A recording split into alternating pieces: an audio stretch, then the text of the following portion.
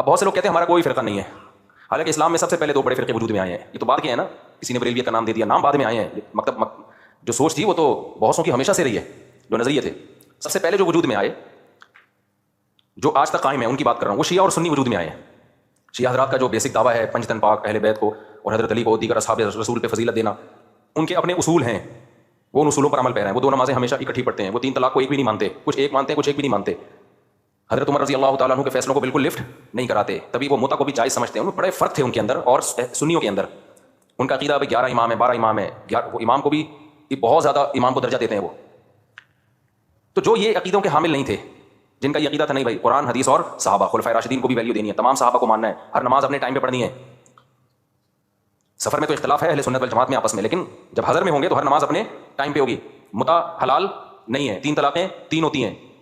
تو جن کا یہ کانسیپٹ تھا ان کو کیا کہا جانے لگا؟ اہل سنت والجماعت. حالانکہ آپ کہتے نہیں جی ہم فرقوں میں نہیں پڑھیں گے، یہ مسلم ہیں، اس کا مطلب آپ نے ان کو کیا مان لیا؟ غیر مسلم. اگلا قبول کر لیتا ہے اس نعرے کو؟ وہ کہتا ہے بھائی ہم وہ تو کہہ رہے ہیں تو مسلم ہیں، وہ تھوڑی آپ اس کو 100 دفعہ غیر مسلم کہیں، اگلا ایکسیپٹ کرنے کے لیے تیار نہیں ہے. تو علماء نے کیا کیا بھائی ٹینشن سے بچنے کے لیے کہ بھائی 2 مکاتب فکر ہیں، ایک کو اہل سنت والجماعت کہا جاتا ہے اور ایک کو شیعہ کہا جاتا ہے. پھر اہل سنت والجماعت کو شارٹ فارم میں سنی کہا جانے لگا. میں نے کہا نا زبان جو ہے وہ پرواہ نہیں کرتی ہے، زبان آٹومیٹیکلی وجود میں آتی ہے. لوگ جس چیز میں آسانی دیکھتے ہیں اس کو خود وضع کرتے ہیں. جو زبان کے الفاظ ہیں ان کو وضع کسی ادارے میں نہیں کیا جاتا، تو زبان بالکل نیچرل وے میں وجود میں آتی ہے اور اس کو جیسی ہے ویسے ہی رہنے دینا چاہیے، اس کو چینج نہیں کیا جا سکتا. تو بالکل ایسا ہی ہے کہ جو اہل سنت والجماعت تھے، شارٹ میں لوگوں نے ان کو کیا کہنا شروع کر دیا؟ سنی. اب آپ یہ کہ میرا کوئی فرقہ نہیں ہے، میں کسی فرقے کو نہیں مانتا، میں صرف مسلمان ہوں. تو لوگ آپ سے پوچھیں گے کہ بھائی آپ شیعہ ہو یا سنی ہو؟ وہ کہ میں شیعہ سنی کو نہیں مانتا، میں مسلم ہوں. میں کیا ہوں؟ خالص مسلم. تو اگلا پوچھے گا نا کہ آپ کے عقیدے کیا ہیں؟ آپ حضرت علی کو دیگر صحابہ پہ فضیلت دیتے ہو، آپ متع کو جائز سمجھتے ہو؟ وہ کہ نہیں. اسے کہا جائے آپ ہر وقت 2 نمازیں اکٹھے کرنے کے قائل ہو، ظہر ہمیشہ جیسے شیعہ لوگ پڑھتے ہیں؟ وہ کہے گا نہیں. تو اسی کو تو سنی کہا جاتا ہے جو یہ کام نہیں کرتے. آپ سب صحابہ کو مانتے ہو؟ ہاں جی مانتا ہوں. تو یہی تو سنی ہے، انہیں کو تو سنی کہتے ہیں. کہ نہیں میں سنی نہیں، میں مسلم ہوں. تو بھائی جو عقیدے آپ کے ہیں ان شارٹ اس کو سنی کہا جاتا ہے. اس میں کیا تکلف ہے منہ سے پھوٹ دو کہ میں سنی ہوں؟ مان رہے ہو انہیں عقیدوں کو، تو اسی کے تو لوگوں نے آسانی کے لیے ان شارٹ کیا کہنا شروع کر دیا؟ سنی کہنا شروع کر دیا. اب آپ اس لیے نہیں کہہ رہے اپنے آپ کو سنی کہ میں فرقے کی چھاپ نہیں لگانا چاہتا. بھائی چھاپ لگانا چاہو یا نہیں چاہو، پبلک جو ان عقیدوں کا حامل ہوتا ہے پبلک اس کو سنی ہی سمجھتی ہے. تو آپ بولتے میں سنی ہوں، کچھ نہیں ہوتا اس سے، کوئی قیامت نہیں آ جائے گی. جب شیعہ سنی 2 فرقے بڑے وجود میں آئے، جن کا ابھی تک فرقے تو بہت سارے بنے تو بہت سارے تو ختم ہی ہو گئے، کیونکہ جو باطل چیزیں زیادہ پنپتی نہیں ہیں، اور پنپتی بھی ہے تو ایک جگہ قائم نہیں رہتی. آپ اگر 1200 سال پہلے کے شیعہ کو دیکھ لیں تو الگ تھے، 200 سال بعد والے الگ، آج الگ.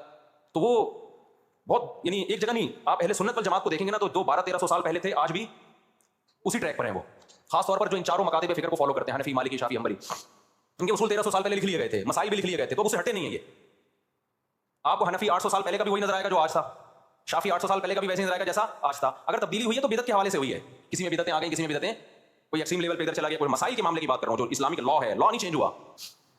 تو یہ جو سنیوں کے 4 مکاتب فکر تھے نا، ان میں وہ اختلاف نہیں ہے جو شیعہ اور سنی کا اختلاف ہے، کیونکہ یہ سب قرآن کو مانتے ہیں، حدیث کو مانتے ہیں، ایک دوسرے کا احترام کرتے ہیں، سب بدعت کے خلاف ہیں. تھوڑے تھوڑے ان میں آگے جا کے اختلاف آتے ہیں. تو اس اختلاف کو ختم کرنا اب پاسبل نہیں ہے، کیونکہ اگر پاسبل ہوتا تو اتنے بڑے بڑے ائمہ اور ان کے شاگرد ختم کر چکے ہوتے. اب امت نے کیا کیا کہ بھائی اب بجائے اس کے کہ وہی بحثیں دوبارہ ہوں، امت کی صلاحیتیں جہاد کے میدانوں میں اور بے حیائی کے خاتمے اور بدعت کے خاتمے میں خرچ ہوں. امت کے علماء صلح نے فتویٰ دیا بھائی اب کیونکہ ہماری نظر میں اہل سنت والجماعت وہ حق پرست فرقہ ہے، وہ اہل حق میں سے ہیں، تو سنی جو ہے ہماری نظر میں، کیونکہ حدیث میں جو علامتیں بیان کی گئی ہیں ما انا علیہ و اصحابی، جو میرے اور صحابہ کے طریقے پہ چلے گا. تو شیعہ حضرات چونکہ صحابہ کو نہیں مانتے، تو ہماری رائے ہے کہ بھائی ہم نجات یافتہ فرقہ کس کو سمجھتے ہیں؟ سنیوں کو.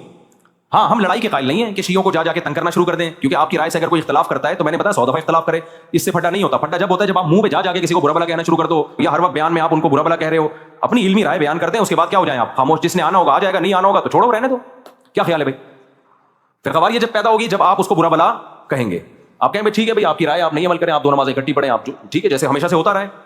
کہیں بھی لڑائی کی کوشش ہوئی ہے تو علماء نے اس کو ختم کرنے کی کوشش کی ہے. لڑائی بھی ناجائز ہے، اور وہ طریقہ جس سے لڑائی پھیلے، ممبروں پہ نام لے کے مخالفت کرنا، ممبروں پہ نام لے کے برا بلا کہنا. آپ کہ میں تو لڑائی نہیں کر رہا، تو بھائی سردیہ تو بن رہے ہو نا. ایک آدمی اپنی ساس یا سسر کے خلاف ممبر پہ بیٹھ کے بولتا رہتا ہے، جب وہ آئے گریمان پکڑے مارا انہوں نے اس کو، سالوں نے مارا، تو کہہ رہے میں نے آج تک تم پہ ہاتھ نہیں اٹھایا، تم پتہ نہیں کیوں مجھے مار رہے ہو، میں تو ہمیشہ محبت کی بات کرتا ہوں، میں نے کبھی تمہیں نہیں کہا کہ لڑائی کرو. کہہ رہے بھائی تو لڑتا نہیں ہے لیکن تو باتیں کر رہا ہے کہ لڑوانے والی. تو بعض لوگ گھننے بنے ہوئے ہوتے ہیں. تو شیعہ سنی لڑائی ہمارا ملک اس کا متحمل نہیں ہے. جو ان کا عقیدہ ہے بھائی وہ ان کو کرنے دو. آپ محبت والے انداز سے دلائل کے سے لوگوں کو بتا دو بھائی یہ ہماری نظر میں ٹھیک ہے اور یہ کیا ہے غلط ہے، تمہاری مرضی ادھر چلے جاؤ ادھر آ جاؤ، یہ طریقہ صحیح ہے.